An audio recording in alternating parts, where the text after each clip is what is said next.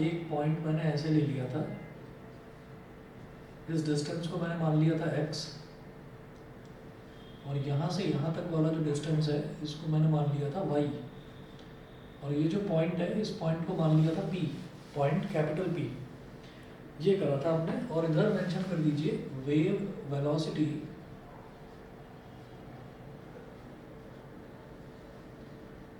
v, wave जो है velocity v के साथ राइट की तरफ बढ़ रही है। सर आपकी वॉइस क्लियर नहीं है। अच्छा,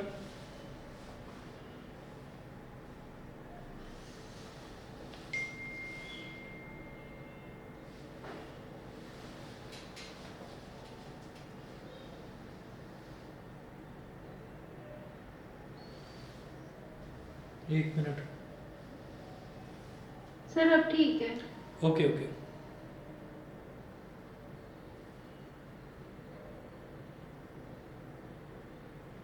एक मिनट।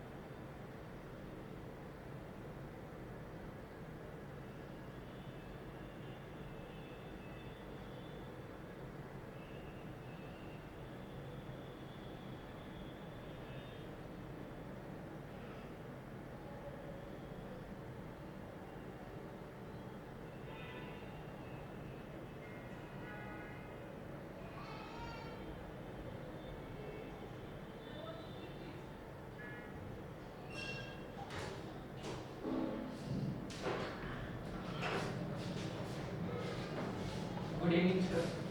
आ जाओ, बैठो फिर फटाफट, इंतजार ही कर रहा था। क्या सर? इंतजार ही कर रहा था, जल्दी बैठो। Yes sir. चलिए लास्ट का हमने लेफ्ट में फंस गया था ना। बाद नहीं, बैठो तो तो सही। फिर से वॉइस क्लियर नहीं आ रही।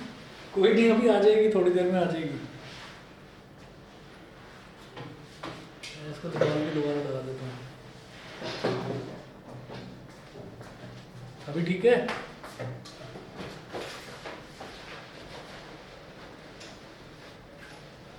अब ठीक आ रही है आवाज?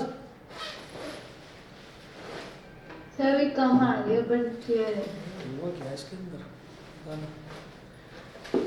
चलो करते हैं आगे। तो अब आप ये देखिएगा कि जब हाइट हो रहा है, क्या हो गया?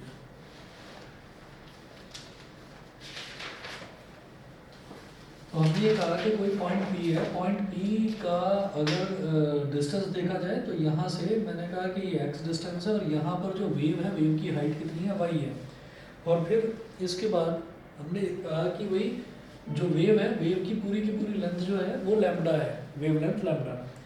तो इसमें आप नोट करेंगे, हमने ना कल ये करा था, थोड़ा सा लिखवाया भी था इसमें, y 0, t is equal to, और ये बता दिया था कि इसका इनिशियल फेज हम मानकर चल रहे हैं कि इनिशियल फेज इसका 0 है।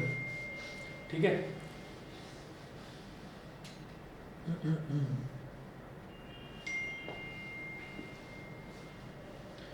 तो ये है a sin ओमेगा t, इसको मैंने इक्वेशन नंबर 1 बोल दिया था कल। अब उसके बाद आप आगे नोट करेंगे कि consider a particle p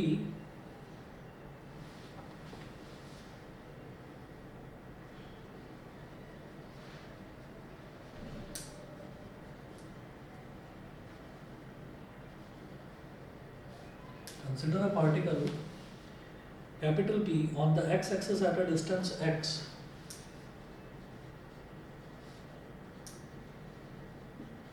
On the x-axis सही, जहाँ तक वेव गई है वहीं तक वैल्यू लैम्डा होगी ना। हाँ, ये वेव जो अपना एक साइकिल कंप्लीट कर रही है तो इसको पूरी वेव की लेंथ को हमने वेव लेंथ बोल दिया, वेव लेंथ को कहते हैं लैम्डा। ठीक है, consider a particle capital P on the x axis, consider a particle capital P on the x axis at a distance small x, at a distance small x from capital O, full stop. The disturbance starting from the origin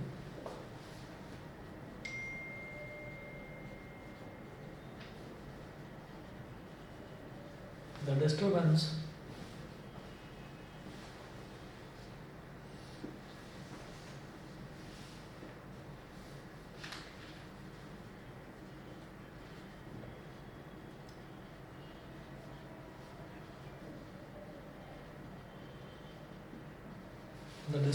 starting from the origin capital O will reach capital P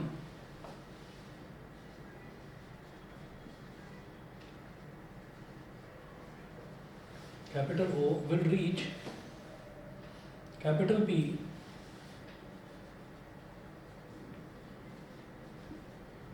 in x upon v seconds, in x upon v seconds.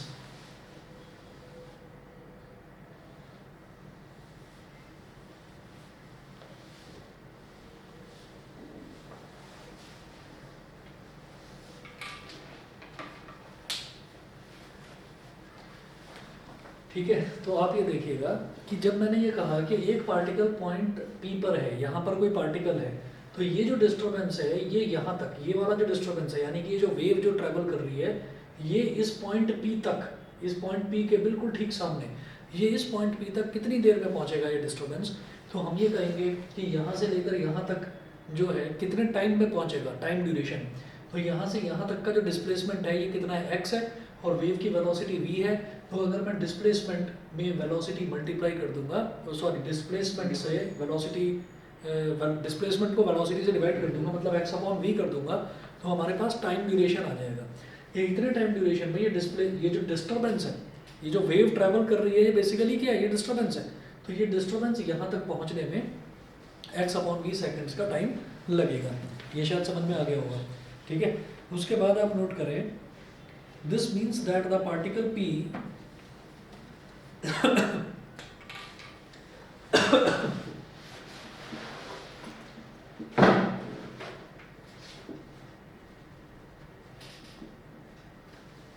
this means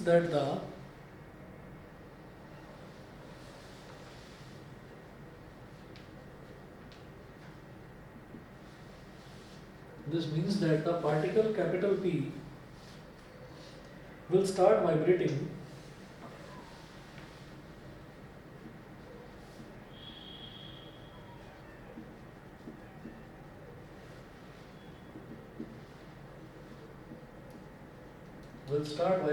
x upon v seconds later than the particle, x upon v seconds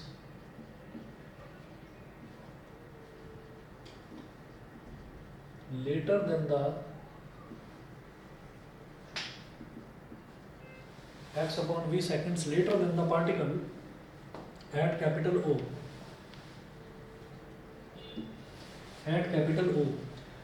तो आप ये देखिएगा कि जो disturbance यहाँ से produce हुआ वो डिस्टर्बेंस चलते चलते चलते चलते यहाँ पॉइंट P तक भी जो पहुँचने में जो उसको टाइम लगेगा वो x अपॉन v सेकेंड्स का टाइम लगेगा। अब x अपॉन v सेकेंड्स का टाइम जब लगा तो अब तक ये पॉइंट जो है वो रेस्ट में था, लेकिन जब डिस्टर्बेंस यहाँ तक पहुँचेगा उसका इफेक्ट इस पर आएगा तो ये भी वाइब्रेट करना शुरू करेगा। तो हम ये करेंगे, ये बिल्कुल उसी एग्जांपल की तरह है कि जैसे हमने एक लेक जो था, एक वाइट लेक था, उसमें स्टोन को फेंका, तो जो रिपल्स हैं वो रिपल्स धीरे धीरे ट्रैवल करती गई और आगे वाली वेव्स को वो धीरे धीरे डिस्टर्ब करती गई, पानी के आगे वाले पार्टिकल्स को। तो अब वो x अपॉन v सेकेंड्स के बाद में वो ऑसिलेट करना शुरू करेगा। तो हम ये कहेंगे displacement of the particle P, यहाँ नोट करें, सर जहाँ से ही शुरू हुई है वहाँ से वाइब्रेशन भी स्टार्ट होगी ना। हाँ हाँ। सर इसमें पूल का एग्जांपल क्या था, फिर से बताना लेक वाला। पूल का एग्जांपल ये दिया था कि जैसे ये वाला यहाँ से डिस्टर्बेंस स्टार्ट हुई थी ओरिजिन से, तो ओरिजिन से वेव ने जब ट्रैवल करना स्टार्ट करा तो मैं ये कह रहा हूँ कि तब यहाँ पर डिस्टर्बेंस था, लेकिन फिर ये डिस्टर्बेंस, यही जो वेव है, ये वेव जब है धीरे धीरे धीरे धीरे इतने डिस्टेंस पर पहुँची, जहाँ पर पॉइंट पी था इतने डिस्टेंस पर पहुँची, तो कितनी देर बाद पहुँची, तो हम ये कहेंगे x/v सेकंड्स के बाद में पहुँची। तो x/v सेकंड्स के बाद में फिर ये वाला पार्टिकल भी डिस्टर्ब हो गया होगा। तो मैंने लेक का एग्जांपल ये दिया था कि जब शुरुआत में हमने किसी लेक के अंदर एक स्टोन को फेंका था, यहाँ पर स्टोन को फेंका था, तो सिर्फ इतने हिस्से में रिपल्स यानी कि इतने हिस्से में वो लहरें पैदा हुई थी, लेकिन जो इधर का लेक था वो तो तब भी क्वाइट पड़ा हुआ था।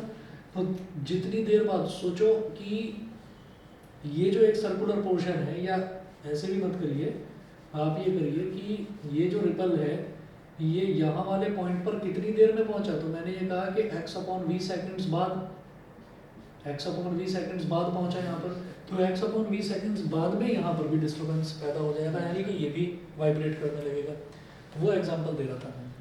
तो आप नोट करें, displacement of the particle at capital P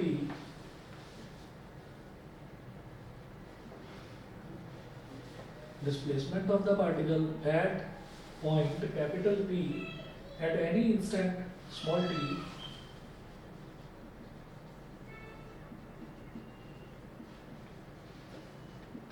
at any instant small t is equal to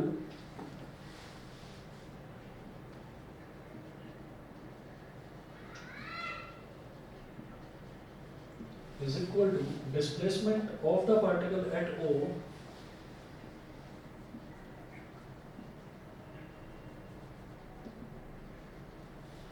displacement of the particle at capital O at a time at capital O at a time x/v seconds earlier। इसका मतलब क्या है, displacement of the particle at any instant small T, ये जो time है small T, ये time ही तो x/v है, ये टाइम ही तो x/v है। तो हमने ये कहा कि एट एनी इंस्टेंट मतलब टाइम टी पर वो जो पार्टिकल है उसका डिस्प्लेसमेंट कितना होगा, पॉइंट पी पर जो पार्टिकल पड़ा हुआ है, तो हम ये कहेंगे उसमें भी डिस्प्लेसमेंट उतना ही होगा जितना अब से x/v सेकंड्स पहले जो पार्टिकल पॉइंट ओ पर पड़ा हुआ था उसमें जितना डिस्प्लेसमेंट था। दोबारा बताते हैं कि अगर हम ये कहते हैं कि इसने मतलब पीछे जो पार्टिकल था उसमें कुछ डिस्प्लेसमेंट हुआ, तो उसके बाद वाले सारे पार्टिकल्स में भी उतना ही डिस्प्लेसमेंट पैदा होगा। ऐसा नहीं है कि हमने जहाँ पर स्टोन डाला तो वहाँ की लहर तो बहुत लंबी जाएगी, और जहाँ पर हमने स्टोन को नहीं फेंका है उसके बाद वाली जो लहर है वो छोटी सी रह जाएगी। ऐसा नहीं है, सब में बराबर डिस्प्लेसमेंट पैदा होगा। जब हम किसी लेक में पत्थर को फेंकते हैं तो हम देखते हैं कि रिपल्स जो है वो इक्वल साइज के रिपल्स धीरे धीरे बढ़ते बाहर तक जाते हैं। ये समझ में आ गई मेरी बात? ऑनलाइन वाले बताएं बेटा, इतना क्लियर है? ठीक है, अच्छा। अब displacement of the particle at a time x/v seconds earlier, मतलब x/v सेकंड्स पहले जो इसमें डिस्प्लेसमेंट था वही अब बाद में इसमें पैदा हो जाएगा। इसका मतलब क्या है, इसको और क्लियरली कैसे लिख सकते हैं कि displacement of the particle at O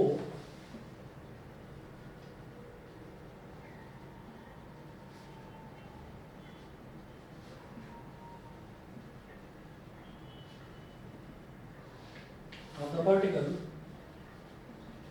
at O at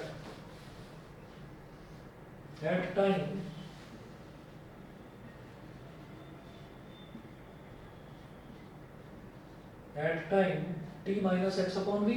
आप कहोगे जी t तो t की तो वैल्यू ही x/v है, तो t minus x/v का मतलब क्या हो गया कि 0। तो हम ये कहेंगे हाँ ओरिजिन का मतलब 0 ही तो है। तो आप फिर ये कहेंगे फिर यहाँ पर 0 लिख दो ना, 0 सेकंड लिख दो। ये t minus x/v सेकंड्स क्यों लिख रहे हैं? Eight time t minus x/v, ये हम इस वजह से लिख रहे हैं कि टाइम कुछ और भी हो सकता है कि हम ये कहें कि नहीं पॉइंट P अब यहाँ पर है, अब पॉइंट पी यहाँ पर है, तो टाइम धीरे धीरे धीरे धीरे बढ़ सकता है। तो हम ये कहेंगे कि टाइम धीरे धीरे बढ़ सकता है, तो उस टाइम मान लो ये अभी x है, मान लो यहाँ पर पहुँच जाए तो वो 2x हो जाए, तो हम ये कहेंगे कि तब टाइम की वैल्यू 2x अपॉन वी हो जाएगी, और फिर 2x upon v minus 2x upon v again zero. मतलब मुझे क्या देखना है कि मैं कितनी भी आगे क्यों ना पहुँच जाऊँ, मुझे घुमा फिरा कर वापस ओरिजिन पर ही ला देना है इसको, कि ओरिजिन पर जो डिस्प्लेसमेंट हुआ था, इनिशियली जो डिस्प्लेसमेंट हुआ था, आगे आने वाले हर पार्टिकल का डिस्प्लेसमेंट वही होना है। तो ये t minus x upon v second समझ में आ गया? ये समझ में आ गया, मतलब हम उसको खींच कर वापस ओरिजिन पर ही लेकर आ रहे हैं। क्लियर है? बताइए देविना, नव्या, अंशित, क्लियर है? Yes sir. ठीक है, यस सर। ओके। अब आगे देखिएगा, फिर मैं ये कहूँगा दस the displacement of the particle, इधर बीच वाले पोर्शन में नोट कर रहा हूँ।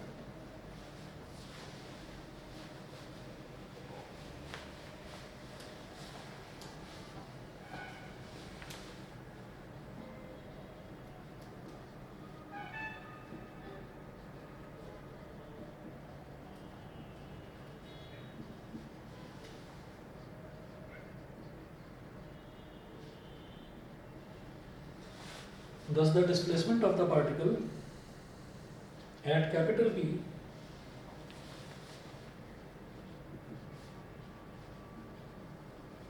at any instant small t can be obtained by replacing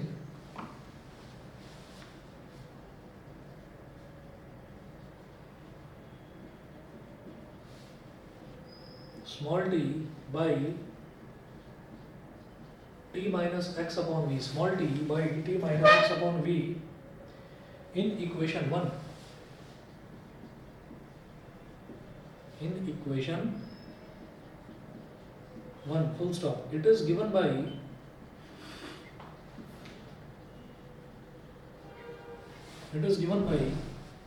जैसे ये y 0t है, तो अब y 0t ना बोलकर अब हमारा डिस्प्लेसमेंट x हो चुका है। जीरो का मतलब क्या, इनिशियली ओरिजिन पर तो डिस्प्लेसमेंट कुछ था ही नहीं, तो x की जगह जीरो लिख दिया था। तो it is given by y, bracket में लिखिए x, t is equal to, जहाँ पर t है t की जगह x minus t minus x upon v लिखना है, तो a साइन ओमेगा t की जगह आप लिखेंगे t minus x upon v, a sine omega t minus x upon v. तो y एक्स टी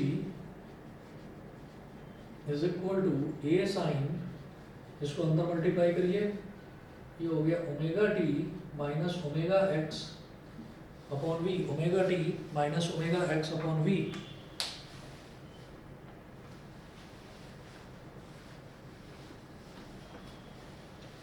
सर ये सारा याद करना होगा ना? इसको रटना पड़ेगा क्या? नहीं, मैं just पूछ रहा हूँ। याद तो करना ही है, पर क्या प्रॉब्लम क्या है इसमें? हमने शुरुआत में ये तो आपकी जो SHM है उसकी इक्वेशन होती ही है ना, और omega t plus phi naught होता है, आपने कहा फाई नॉट तो जीरो है, तो जब फाई नॉट जीरो है तो ये साइन ओमेगा टी रह गया बस। फिर उसके बाद क्या करना है, आप ये कहेंगे कि पॉइंट पी पर जब डिस्टर्बेंस पहुंचेगा तो वो कितनी देर बाद पहुंचेगा, एक्स अपॉन वी सेकेंड्स के बाद। तो हम ये कहेंगे कि हम ये कहेंगे कि एक्स अपॉन वी सेकेंड्स पहले भी जो डिस्टर्बेंस था वो भी सेम था, क्योंकि डिस्प्लेसमेंट तो सेम प्रोड्यूस होता है उसमें। तो हमें क्या करना है कि ये जो ओरिजिनल इक्वेशन है, इसमें जहाँ पर टी है, टी की जगह t minus x upon v substitute कर देना है, फिर एक्सपेंड करो तो omega t minus omega x upon v ये आ गया। तो इसमें कोई दिक्कत तो आएगी नहीं मुझे लगता है, एक दो बार आप प्रैक्टिस करेंगे समझ जाएंगे। But omega upon v is equal to, अगला नोट करें यहाँ पर आगे,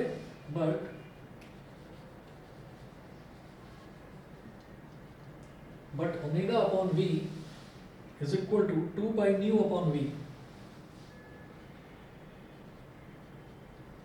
2 by nu upon v, omega की वैल्यू होती है बेटा 2 by nu, 2 by nu upon v, और न्यू अपॉन वी अगर मैं न्यू को नीचे ले आऊं, 2 पाई वी अपॉन न्यू, ऐसे अगर हम कर दें, देखिए ऐसा होता है कि जो भी न्यूमरेटर है एक्चुअली डिनोमिनेटर का डिनोमिनेटर न्यूमरेटर से मल्टीप्लाई हो जाता है, तो अगर न्यूमरेटर में कुछ लिखा हुआ है तो उसको मैं डिनोमिनेटर का डिनोमिनेटर बना सकता हूँ। तो इसलिए मैं न्यू को वी के नीचे ले आया, तो 2 pi upon v upon new.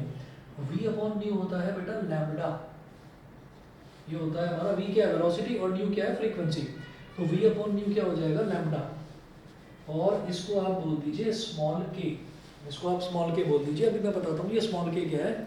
इसको बोलते हैं angular wave number, angular wave number.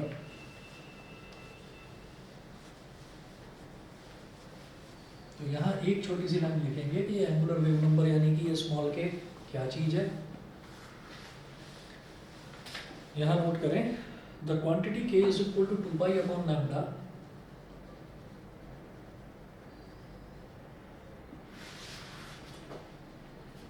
the quantity k is equal to 2 pi upon lambda is called angular wave number or propagation constant, is called angular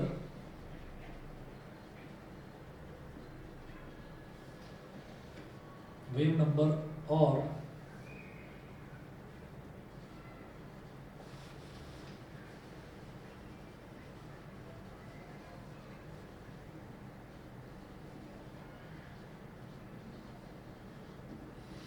angular wave number or propagation constant। तो yxt is equal to therefore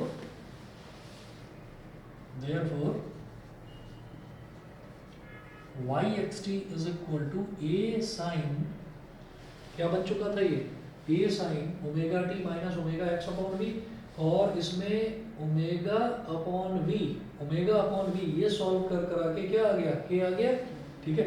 तो omega upon we की जगह आप k डाल दें, तो ये हो गया a sin omega t minus के एक्स। इसको बोल दो बेटा इक्वेशन नंबर 2, ये हो गया हमारा इक्वेशन नंबर 2। फिर लिखिएगा it can also be written in the form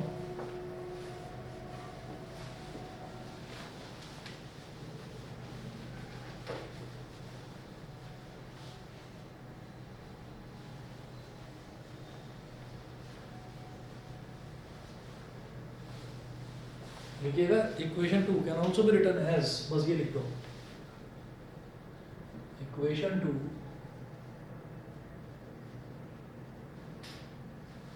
can also be equation 2 can also be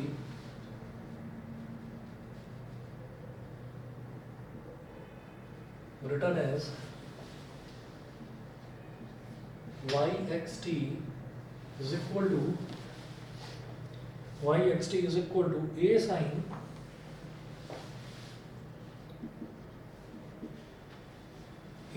अब देखिएगा जैसे ये ओमेगा है, तो ओमेगा के बारे में मैं जानता हूँ ओमेगा क्या होता है, ओमेगा होता है 2 पाई न्यू, ओमेगा होता है 2 पाई न्यू। अच्छा, और न्यू क्या होता है 1 अपॉन टी, तो ओमेगा को 2 पाई अपॉन कैपिटल टी भी कहा जा सकता है। तो हम ये कहेंगे ओमेगा की जगह यहाँ लिख देंगे बेटा 2 पाई अपॉन कैपिटल टी। देखिए ओमेगा की वैल्यू होती है 2 पाई न्यू, ये हम जानते हैं। न्यू क्या है फ्रीक्वेंसी क्या होता है 1 अपॉन टाइम पीरियड, तो इस वजह से मैं कह सकता हूँ कि omega is equal to 2 pi upon capital T होता है। तो ओमेगा की जगह लिख दिया 2 pi upon capital T into small t है ही माइनस के एक्स। अब के जो है वो मैं अभी देख चुका हूँ, इसको प्रोपगेशन कांस्टेंट भी कह सकते हैं या एंगुलर वेव नंबर, ये 2 पाई अपॉन लैम्बडा होता है। तो यहाँ के की जगह आप 2 पाई अपॉन लैम्बडा भी लिख सकते हैं इंटू एक्स। तो इससे आपको क्या दिखाई देता है कि यहाँ पर इधर भी 2 पाई है न्यूमरेटर में, इधर भी 2 पाई है, तो 2 पाई कॉमन लिया जा सकता है। तो एक ही इक्वेशन को अलग अलग तरीके से लिखने के तरीके हैं, बस ये और कुछ नहीं। और इसी को डिस्प्लेसमेंट रिलेशन बोलते हैं of a plane progressive wave. yxt is equal to a sin 2 pi common ले लिया, तो ब्रैकेट में क्या बचेगा small t upon capital T minus small x upon lambda. ठीक है, इसको बोल दीजिए इक्वेशन नंबर 3, इसको बोल दीजिए इक्वेशन नंबर 3, ये हो गया।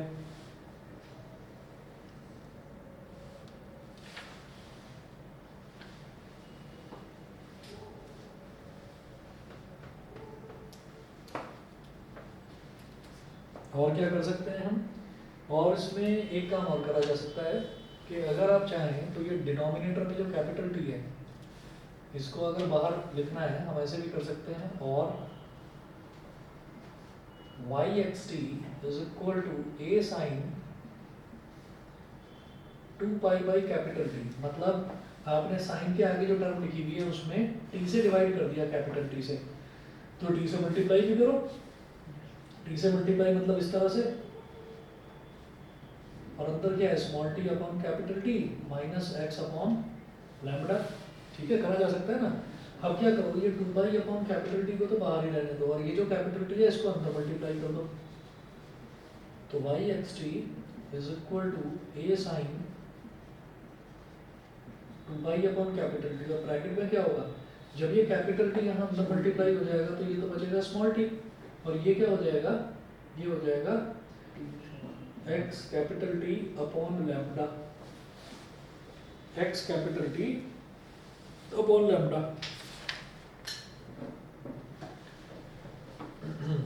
फिर ये बीच वाला पोर्शन में मिटा रहा हूँ।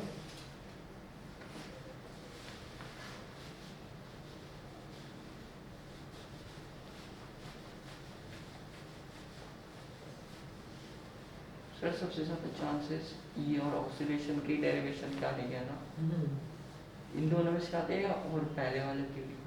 नहीं जी, पहले ही बता रहा हूँ, बर्नौलीज थ्योरम बहुत इंपॉर्टेंट है, बहुत पूछा जाता है। फ्लूइड्स में सिर्फ बर्नौलीज थ्योरम में लिखा है। सिर्फ बर्नौलीज थ्योरम क्यों है? नहीं सर, मैंने बताया इंपॉर्टेंट। वो टॉरिसेलीज लॉ ऑफ एफ्लक्स, वो बहुत पूछा जाता है एग्जाम में, समझ रहे हैं? इक्वेशन ऑफ कंटिन्यूटी, वो बहुत पूछा जाता है। Sir SN formula, ascent formula बहुत पूछा जाता है, और आपका जो वो सोप बबल वाला है, सोप वाला और लिक्विड ड्रॉप वाला, उसके अंदर एक्सेस प्रेशर कैलकुलेट करने वाला, वो तो अभी अंशित के इसमें, अंशित तुम्हारे उसमें आया ही था, वो शायद प्रैक्टिस टेस्ट पेपर में भी आया था शायद, है ना? वो बड़ी इंपॉर्टेंट चीज़ें हैं, जितनी भी डेरिवेशंस हैं तो कर डालो उसकी। ठीक है, नहीं आ रही है, नहीं आता है, आता नहीं है क्या? फ्लूइड्स का तो आता है, बर्नौलीज कर लेना उसको। चलिए, अब इसके बाद हम क्या कहेंगे कि जैसे आप ये देखो कि यहाँ पर जैसे एक वेव है, तो एक वेव जो पूरा ट्रैवल करता है तो वो उसका डिस्टेंस एक तरह से क्या हो गया, एक तरह से उसका डिस्टेंस ये लैम्बडा ही तो हो गया। वेव की जो वेलोसिटी है, वेलोसिटी यानी कि स्पीड क्या हो गई, स्पीड भी हो गई। तो अब आप ये देखिएगा कि डिस्टेंस है, स्पीड है, और टाइम कितना, स्मॉल टी, या पूरी वेव जब ट्रैवल करेगी तो टाइम कितना लगेगा, कैपिटल टी। पूरी एक जब वो साइकिल कंप्लीट कर लेती है तो उसमें जो इसके बाद जो ये वेव अपने आप को रिपीट करेगी, तो जो टाइम टेकन होता है पूरी एक वेव को अपना एक अपना लूप कंप्लीट करने में, तो वो टाइम होता है आपका कैपिटल टी, जिसको टाइम पीरियड बोलते हैं। तो यहाँ से speed is equal to distance upon time का फंडा लगाओगे तो v इज इक्वल टू क्या हो जाएगा, lambda upon capital T, lambda upon capital T. तो आप ये देखिए lambda T upon capital lambda क्या हो जाएगा, इसका रेसिप्रोकल, अगर रेसिप्रोकल करेंगे तो 1 अपॉन वी क्या हो जाएगा, कैपिटल टी अपॉन लैम्बडा। ये समझे कि नहीं समझे? ठीक है, तो v is equal to lambda upon t होता है, तो t अपॉन लैम्बडा क्या हो जाएगा, 1 अपॉन वी। तो आप t अपॉन लैम्बडा की जगह 1 अपॉन वी लिख सकते हैं। y x t is equal to a sin 2 pi by capital T bracket में t minus x upon v। इसको बोलिए इक्वेशन नंबर 4। इक्वेशन 3 ये, इक्वेशन 2 ये, ठीक है। और इक्वेशन 1 तो शुरुआत में SHM वाली थी ही, तो अगर डिस्प्लेसमेंट रिलेशन आता है तो ये 4 इक्वेशन करके जरूर दिखाएंगे। ठीक है, ये करने के बाद में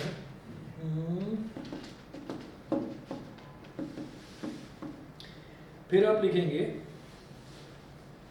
phase of a wave, next topic लिखेंगे फेज ऑफ अ वेव। हालांकि डायरेक्टली सिलेबस में ये चीज़ मेंशन नहीं है, ये चीज़ जो है ये डायरेक्टली आपका सिलेबस में मेंशन नहीं है, लेकिन मैं अगला टॉपिक जो देखूंगा ये है आपका speed of a travelling wave, speed of a travelling wave में इसको हमको करना होगा, ठीक है ना। 1 मिनट रुकिए, बस जरा पानी पी कर आ रहा हूँ, करवाता हूँ आगे, बस 1 मिनट रुक जाओ।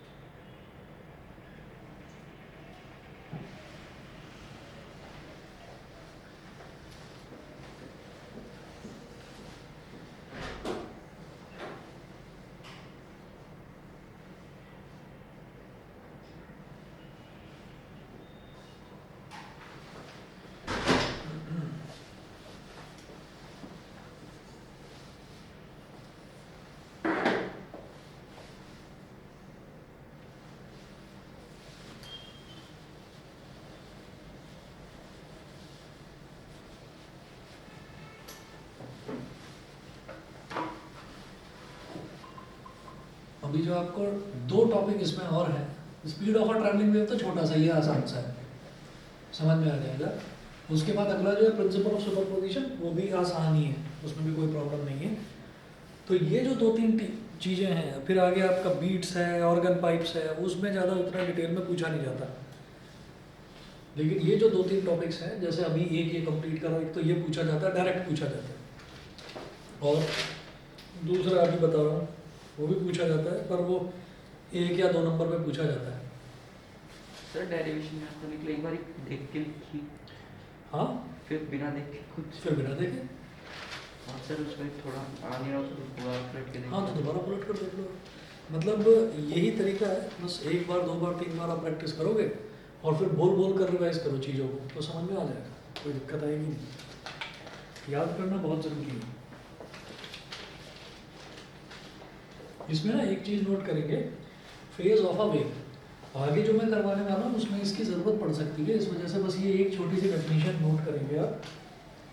Phase of a wave, phase of a wave, इसमें लिखेंगे the phase of a harmonic wave is a quantity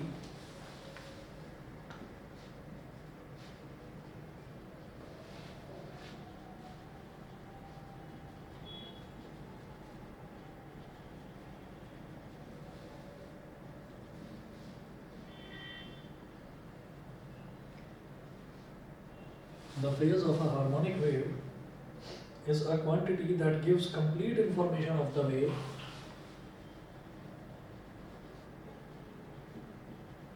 the phase of a harmonic wave is a quantity that gives complete information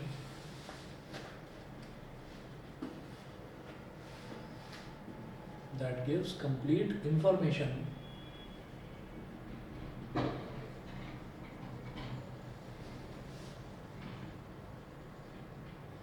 that gives complete information of the wave at any time and at any position.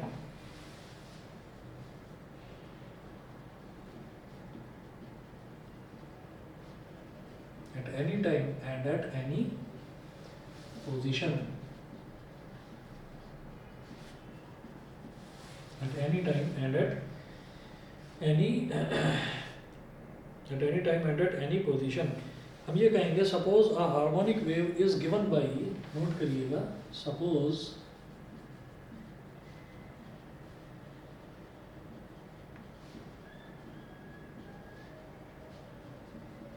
a harmonic wave is given by,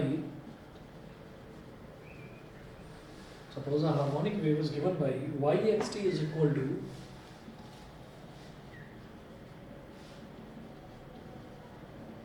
a sin omega t minus के x अभी अभी देखा हमने, equation number 2 में यही था ना, ए sine omega t minus के एक्स। लेकिन ये तब था जब इसमें इनिशियल कोई फेज ना हो, है ना। हमने पार्टिकल को ये माना था कि वो इनिशियली ओरिजिन पर है तो उसका कोई फेज नहीं है, मतलब इनिशियली वो किसी कोई एंगल नहीं बना रहा है अपनी इनिशियल पोजीशन के साथ में। लेकिन अगर उसमें कुछ इनिशियल फेज भी दे रखा है तो उसको बोल देते हैं फाई नॉट। बेसिकली ये एंगल है और कुछ नहीं है, ये एंगल है। जैसे मैं दोबारा आपको बताता हूँ कि अगर मान लीजिए हम वेव की बात कर रहे हैं तो सिंपल हार्मोनिक मोशन जो है वो वेव से डायरेक्ट रिलेटेड होता है। तो ये मीन पोजीशन है एक पेंडुलम की। तो पेंडुलम अगर ऐसे ही है तो हम ये कहेंगे कि उसका इनिशियल फेज जीरो है। ये इसकी अगर पेंडुलम में हम किसी भी तरीके का कोई फोर्स नहीं लगाते हैं तो वो चुपचाप ऐसे इस पोजीशन में जो है वो सस्पेंडेड यानी कि लटका रहेगा। हमने मामूली सा उसको ऐसे इधर शिफ्ट कर दिया जरा सा, तो जो इसका ये फेज है, ये जो एंगल है इसको कहते हैं फाई नॉट, इनिशियल फेज और इपॉक ये बोलते हैं इसको। तो अगर ये हमारा हल्का सा डिस्प्लेस्ड है और फिर इस पोजीशन से मैं आगे बढ़ता हूँ, इस पोजीशन से फिर मैं आगे बढ़ता हूँ, मतलब इनिशियली हमने कुछ भी करके इसको यहाँ सेट कर रखा है, ठीक है। तो इनिशियल फेज तो फाई नॉट है और फिर ये वाली जो वैल्यू है, ये वाली वैल्यू हमारी हो जाएगी ओमेगा टी माइनस के एक्स। ये भी एंगल है, ये भी सब एंगल ही है, ठीक है। तो इसमें अगर टोटल एंगल देखा जाए तो कितना हो जाएगा, ओमेगा टी माइनस के एक्स ये और ये फाई नॉट है, तो ओमेगा टी माइनस के एक्स प्लस फाई नॉट। समझ गए, इनिशियली अगर कुछ एंगल है तो वो फाई नॉट उसमें ऐड हो जाता है। सर इन दोनों एंगल को ऐड करके उसमें सिर्फ मैंने थीटा इक्वल्स टू थीटा दे रखा था। हाँ ठीक है, बिल्कुल सही, है ना? थीटा ही तो है ये, सर हाँ एंगल ही तो है। तो a sine omega t minus के एक्स प्लस फाई नॉट, फिर आप लिखें then the phase, then the phase of this wave, then the phase of this wave is given by, phase of this wave is given by, तो भैया ये जो पूरा का पूरा एंगल है ना, ये पूरा का पूरा एंगल इसी को फेज बोल देते हैं, इसको कह देते हैं phi. Phi is equal to omega t minus के एक्स प्लस फाई नॉट, ये फेज है। तो कई बार ऐसा होगा कि वो बार बार वो एंगल नहीं बोलेगा, वो फेज बोलेगा, तो समझ जाना कि जो हमारी इक्वेशन है उस इक्वेशन में साइन के आगे जो पूरा का पूरा एंगल लिखा हुआ है वही फेज है, ठीक है। तो ओमेगा टी माइनस के एक्स प्लस फाई नॉट, ये हमारा फेज हो गया।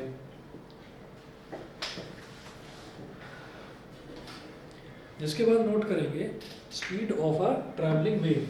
मैं ये वाला पोर्शन इधर से मिटा रहा हूँ, यहाँ नोट करेंगे speed of a travelling wave.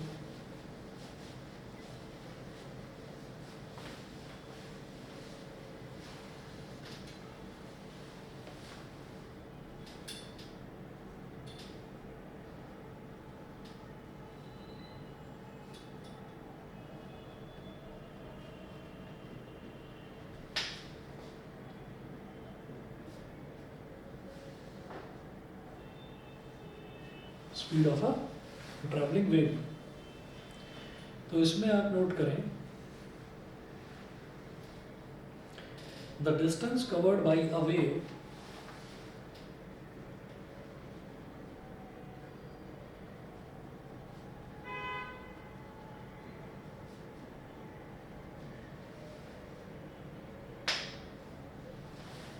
the distance covered by a wave in the direction of its propagation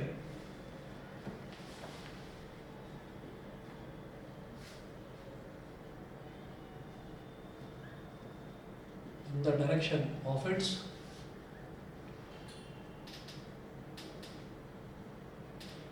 propagation in the direction of its propagation per unit time is called the wave velocity. Per unit time is called the wave velocity. Is called the wave velocity.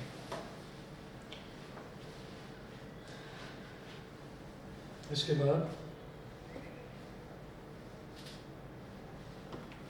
एक आप wave बनाएंगे ऐसे, यहाँ y है और यहाँ हमारा displacement है x।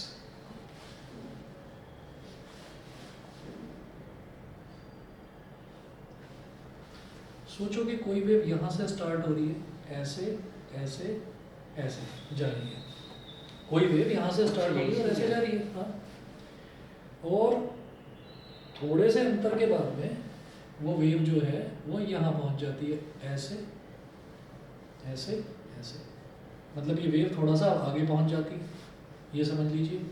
तो हम ये कहेंगे कि इस जरा से इंस्टेंस के लिए ये जो डिस्प्लेसमेंट हो गया, वेव जो खिसक गई थोड़ा सा आगे, इस डिस्प्लेसमेंट को हमने बोल दिया डेल्टा एक्स। जो ये थोड़ा सा आगे शिफ्ट हो गई इसको हमने बोल दिया डेल्टा एक्स, ठीक है। और जो हमारी पहली वाली वेव थी, शुरुआत वाली, इसको मैं बोलूँगा wave at t is equal to 0। t is equal to 0 का मतलब इनिशियल टाइम पर, इनिशियली जो हमने वेव ली, ठीक है। और जो दूसरी वाली वेव है, ये वाली वेव मतलब ये सेम वेव है, यही वेव ऐसे ही ऊपर नीचे करती हुई आगे आगे आगे आगे ऐसे चलती जा रही है। तो जब ये वेव ऐसे आगे की तरफ चलेगी तो हम इस वाले पॉइंट को क्या बोलेंगे, wave at time t is equal to delta T.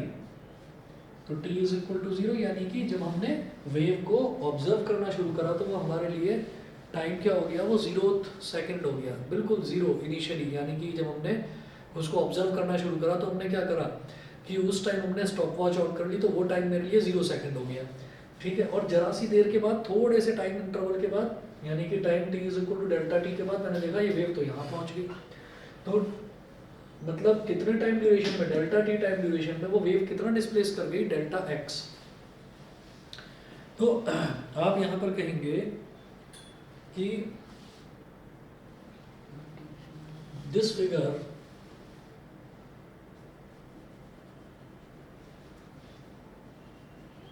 Sir ये वाला दोबारा बता दो, एट t0।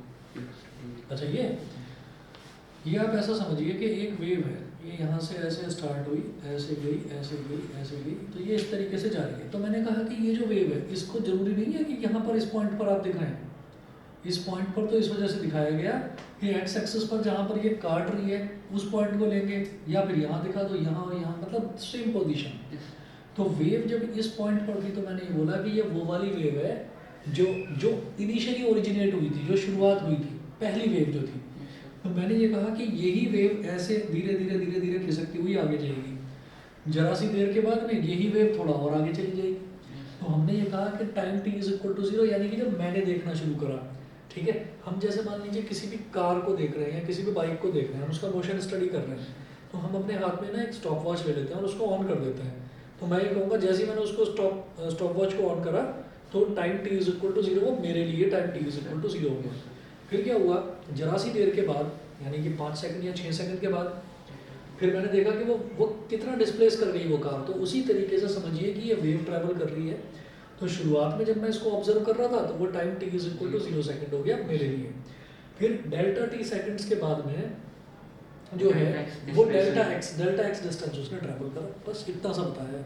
डेल्टा टी में डेल्टा एक्स डिस्प्लेस हुआ, वेव उतना डिस्प्लेस हो गई, वेव उतना उसने डिस्टेंस ट्रैवल करा, स्ट्रेट लाइन डिस्टेंस डिस्प्लेसमेंट कहलाता है, ठीक है। तो अब आप ये कहेंगे this figure shows two plots of a harmonic wave,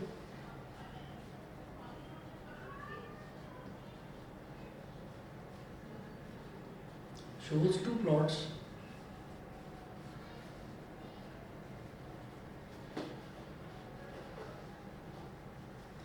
this figure shows two plots of a harmonic wave, y is equal to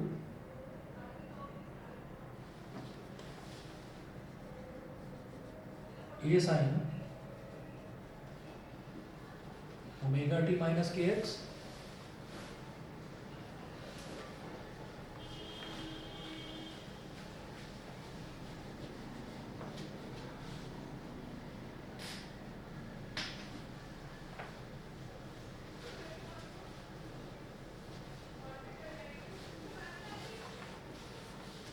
omega t minus kx at time small t and T plus delta T, मतलब small T का time, small T का मतलब क्या है भाई देखो, अगर मान लीजिए मैं स्टॉप वॉच ऑन करता हूँ, तो स्टॉप वॉच ऑन करता हूँ, मान लो 10:15 हो रहे हैं, है ना, और मैंने स्टॉप वॉच ऑन करी, तो मेरे लिए ही तो टाइम 0 है, लेकिन एक्चुअल में टाइम क्या हो रहा है 10:15, तो दैट इज टी। ठीक है, और फिर मैं उसके 3 या 4 सेकंड बाद दोबारा से उस वेव को ऑब्जर्व करता हूँ, तो फिर 10:15, 10:15 और 4 सेकंड, वो मेरे लिए क्या हो गया टी प्लस डेल्टा टी। तो ये इनिशियल टाइम और ये फाइनल टाइम, ठीक है।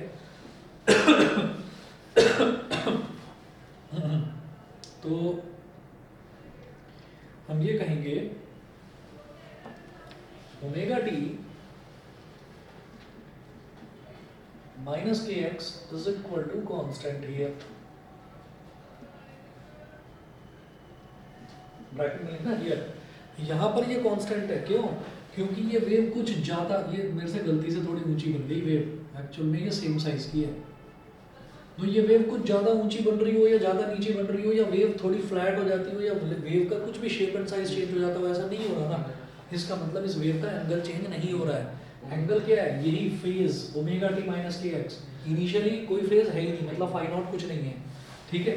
तो हमने ये कहा कि इस केस में ये दिखाई दे रहा है कि ये वेव एक जैसी वेव है, ऐसे ऐसे ऐसे ऐसे ट्रैवल करती जा रही है। सर वैसे इसका इनिशियली फेज होना चाहिए ना, क्योंकि 0 से स्टार्ट हो रही है ना। नहीं देखो ऐसा है कि इनिशियल फेज कहीं पर दे रखा होता है, कहीं पर नहीं दे रखा होता, तो जब हम डेरिवेशन कर रहे हैं तो हम इनिशियल फेज को 0 ही लेकर चलेंगे, हाँ कोई ज़रूरत नहीं है उसकी, फालतू में कॉम्प्लेक्स क्या करना उसको। तो ओमेगा टी माइनस के एक्स यहाँ पर कांस्टेंट है, कोई शेप और साइज उसकी चेंज नहीं हो रही है। जब नहीं हो रही है तो ये कांस्टेंट हो गया। फिर मैं बोलूँगा differentiate both sides, differentiate both sides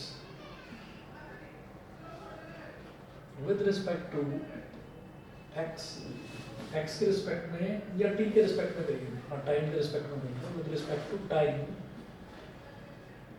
t, t के रिस्पेक्ट में दोनों तरफ डिफरेंशिएट करिए, तो ये क्या हो गया d by dt of omega t minus के x is equal to d by dt of constant. भाई कांस्टेंट जब अकेला लिखा होता है तो कांस्टेंट का डिफरेंशियल होता है 0। यहाँ पर omega is a constant, omega constant रहा, लेकिन टी तो वेरिएबल है क्योंकि टी के रिस्पेक्ट में डिफरेंशिएट कर रहे हैं, तो इसका हो गया 1, ठीक है।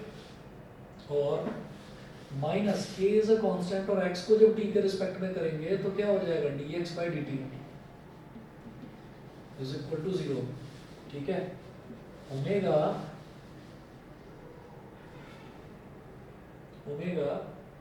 Minus k dx by dt is equal to 0, तो k dx by dt is equal to omega हो गया, k dx by dt is equal to omega, ठीक है। और dx by dt क्या होता है? Wave velocity.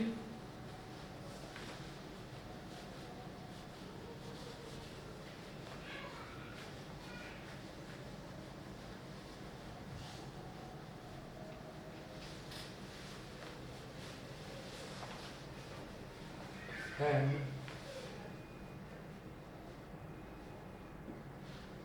dx by dt is equal to v। Sir magnetic लेने से इसको नेगेटिव में लिया था ओमेगा। दोबारा बोलो क्या? सर ये ओमेगा को नेगेटिव क्यों लिया? ओमेगा को नेगेटिव इधर ले गया ना, हाँ कुछ भी कर, अच्छा वो कैंसिल हो गया ना ये सर, ठीक है ना। तो ये dx by dt हो गया v, तो ये हो गया k v is equal to omega, तो यहाँ से v क्या हो जाएगा? Omega upon k, omega upon के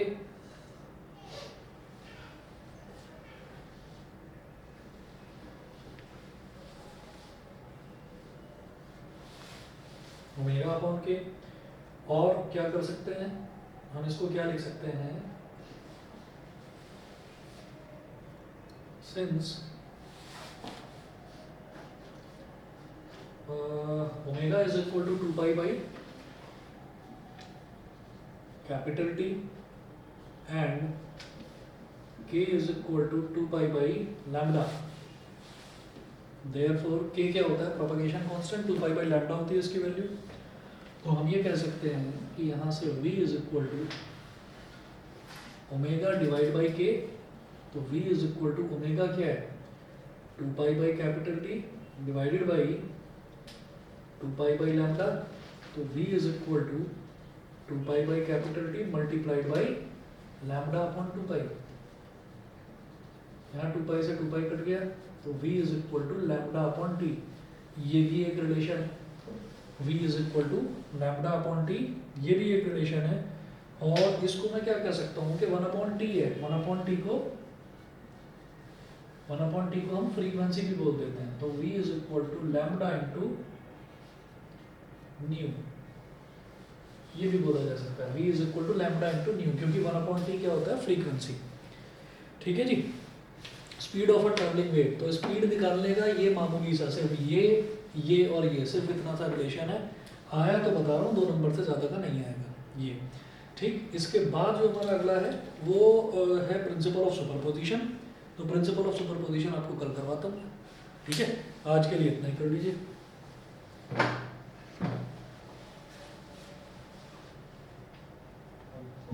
okay Thank you, sir. Okay.